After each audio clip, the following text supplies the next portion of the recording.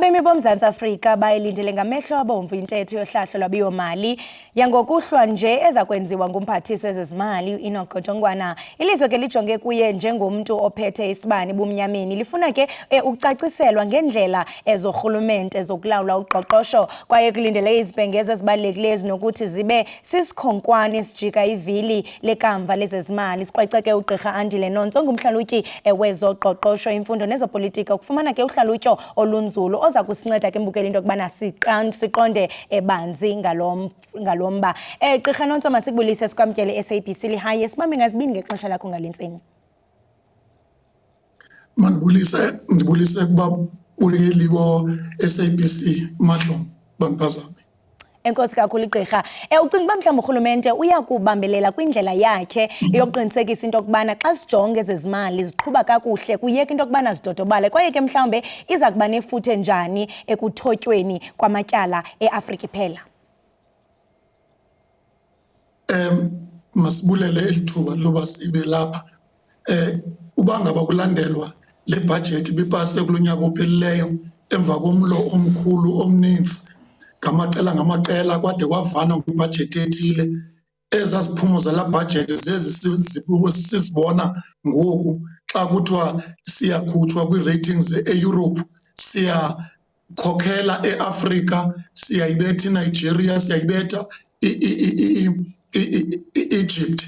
Ithetha ukuthi loo nto inflation iyehla, singu-3.5 siqhuba kakuhle ngoku. Iba ngaze kuhlalwe kwezaa nto zibalulekileyo bavene ngazo zizi-priority areas, uqoqosho oluzawucreata imisebenzi. Yiyona nto endicinga uba kumele uba kugxilwe kuzo kwezaa top 5 priorities, ezaa nto bavana ngazo nangona bengavani kodwa bavana ngezi zoba kube khona ezinto kufuneka zenziwe esizibone xa kuphela unyaka nokuqala kwalo nyaka. Sibona i-inflation isehla, sibona yonke into ikwazi uba ngoku kukho improvement ecacileyo ngale ndlela ye-GNU. Ingaske iqhube kodwa icreate imisebenzi. Kodwa umbuzo ngoba umntu osezilalini yena ulindele ntoni namhlanje? Xa uthetha ngomntu osezilalini ndiyazibuza gqirha into yokubana mhlawumbe ingaba oku kuzawuchaphazela njani i-personal income tax, i-VAT, kunjalo nje izawuchaphazela njani amakhaya ngokwahluka kwawo? Amakhaya ethu kwezi provinces ingakumbi o-Eastern Cape noLimpopo no-KZN balindele uba igranti yenyuke, balindele uba i-school nutrition kuthiwe chatha kuba baye babe baninji abantwana abangena pha. Balindele uba itax evenkileni xa yothenga yehle, balindele yonke loo nto. Bafuna ukuze bayive, balindele uba kungabikho pothole, izikolo zingabi na-toilet ekuthi umntana utshonile. Zizinto abazilindeleyo, abayazi yonke into yebhajethi nento yoba kwathini bekutheni. Bazi nje into yoba kumele ubomi babo butshintshe, bayeva nge-corruption bathi akwabo uzawuthetha ngayo kuba noba bangaxolela kangakanani kwaSARS, uba ngaba i-corruption inkulu iphaa ko-114 kwiprojekthi yaseLimpopo. Kukhona iprojekthi yakwa-Home Affairs apho kutyiwa imali yesizwe, imali yeempula zikalujaca. Loo nto yebhajethi ayiminishi into kumntu osezilalini. Uba ngabi i-service delivery, igranti yabo, imfundo yabantwana babo, uphuhliso ne-employment, abantu abafunda ii-degrees bahlale ngasesibayeni, abantu bajonge abawuqeshwa ngurhulumente, i-economy ikwazi uqesha abantu.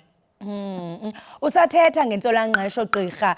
Xa sithi siyajonga ithe funqu yaya kumyinge ka-31.4%. Kunjalo nje siyabona into yokubana ii-job seekers zinintsi kakhulu kunabantu esingatsho into yokubana bayasebenza. And xa sijonga nenani labantu abatsha kuba bona abantu abatsha bathe kratya phaa ko-40% ukunyukela ngasentla. Ingaba oku kuthini kumntu omtsha kwaye nje inoba ithemba likhona? Abantu abatsha abanathemba, bancamile, bayeke nokuya edolopini bayofuna imisebenzi. Yile nto thina ngabanye sisithi ii-TVET colleges mazitshintshwe zibe yi-technical, kutreyinwe abantu kwi-skills kuba akho bricklayers, akho plumbers, akho electrician apha eSouth Africa. Abantu bahleli emakhaya nee-human resources management zase-TVET basebenza kwiigaraji, basebenza kwi-supermarket, makutshintshwe abantu benze izikills, kusetyenziswe ii-sitters ezi. Abantu balindele uva uba umntanam opase idigri obefunda nge-NSFAS ona 5 years engaphangeli uzawufumana ntoni kolu hlahlo lwabiwomali, ngoba uba loo nto ayizumtshintshela laa mntana akhonvethwe ayofunda into ezawumenza aqeshwe okanye aziphilise. ii-SMMEs zifumana imali yoba zikwazi uqesha abantu, ngoba icacile uba zizo ezizakhulula eli lizwe in terms of ingqesho nokwenza amathuba kubantu abatsha abasezilalini. Enye yezinto egqirha ezitshotshe entla zizinto mhlawumbe esingasho into yokubana zilindelekile kwinkcitho yentlalontle kubandakanya isibonelelo sencedo lwentlalo kumbandezelo kunye nezinye inkqubo zentlalontle. Apha sithathe nge-social relief distress grant kwakunye ne-welfare programs. Kwaye xa sithi siyajonga sivile into yoba ngaba mhlawumbe izawuqhuba ukususela nge-1 ka-April uyothi nge-31 kaMatshi ngonyaka 2027. Kunjalo nje siyaqonda into yokubana nemali abayifumanayo yafunquka ukusuka kwi-350 370. Ngaba mhlawumbe inguqu esingathi sizilindele kwiindaba ze-social welfare programs zithini na?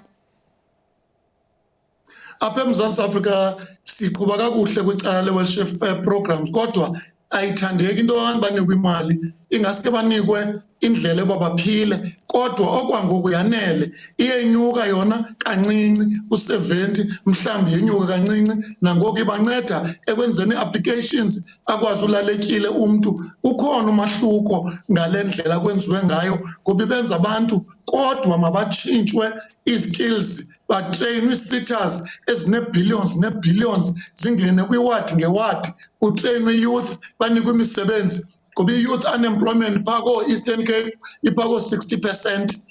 Ngabona bona bangaqeshwayo kodwa balikamva leli lizwe. Iyafuna ukuba negranti inyuswe, nale ye-350 inyuke iyotsho ku-370 iye ko-400, kodwa ekupheleni ingaske banikwe ii-programs ze-agriculture, ze-mining, ze-construction, batreyinwe, banikwe imisebenzi eklini kuba bengabikho kwi-corruption. Imisebenzi ifumaneke straight, bakwazi uqala ii-small businesses aba bantu batsha ngoba banomdla wokuncedisa uqoqosho lweli lizwe.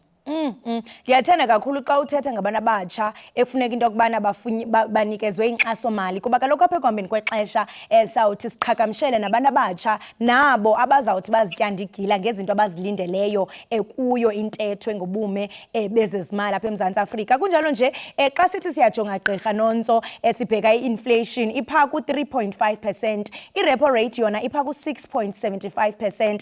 Xa sithi siyajonga kuya ngokufunquka ukutya, ufumanisa into yokubana mhlawumbe umntu xa ethenga i-grocery monthly ixabisa phaa ko-5.4 thousand. Imali engaka uzibuza into yokubana umntu mhlawumbe urhola manini. Siyaqonda into yokubana urhulumente uthi ufuna ukuhlisa i-lower inflation, kodwa ngoku abantu xa beza kuchitha imali eninzi ingakumbi kwi-household expenses, ingaba oku kuzoba impumelelo? Kufuneka urhulumente improve kuloo nto ngoba amaxabiso ayenyuka.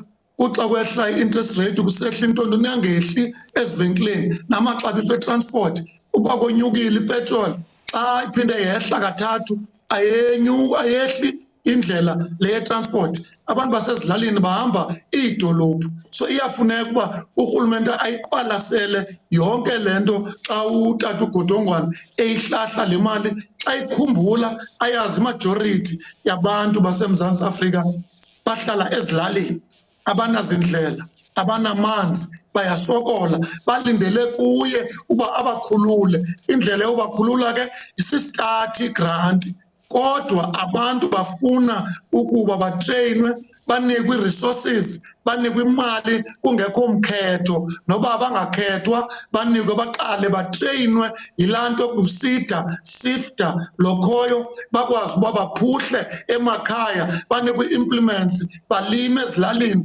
balime iigadi, betreyinwa ngabantu abafundele loo nto. Xa sithi siyajonga Gqirha Nonso ingakumbi xa sizawujonga izicwangciso zamashishini karhulumente afana no-Eskom Xebe no-Transnet. Ingaba mhlawumbe oku bazawuchaphazela kanjani kuhlahlo lwabiwo-mali kuba siyaqonda into yokubana ngo-2024 xa siya ku-2025 zange kube khona mhlawumbe i-funding entsha. Kunjalo nje kwabakhona ii-conditions ezibonakala ngathi ezingqongqo nalapho ke i-47 billion ziyaba conditional. Ingaba mhlawumbe yona imephi?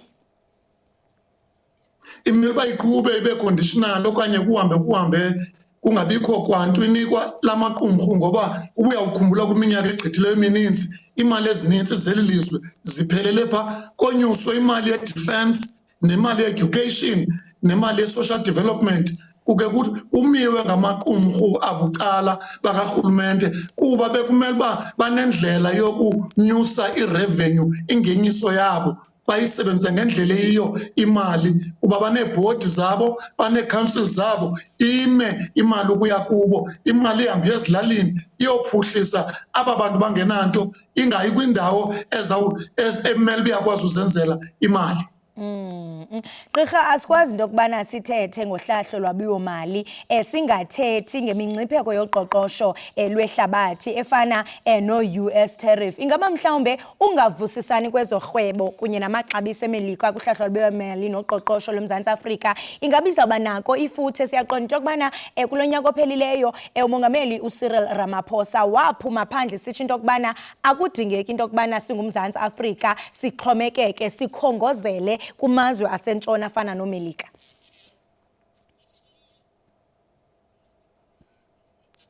Gqirha Nonso ukhona?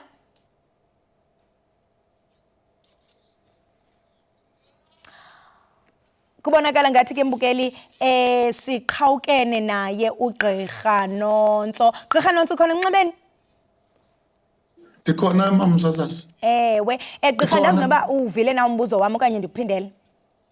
Ndiwuvile umbuzo wakho. Mna ndithi uBRICS eza countries oBrazil noChina noRussia noIndia imele iSouth Africa iqinise ubudlelwane nayo ngokwezorhwebo ne-European Union ikhe izama uzikhwebula kwiAmerica kuba iAmerica le sixhomekeke kuyo yile sixabana nayo nangoku sisamincile uba sawumisa njani nale ambasada ifikileyo.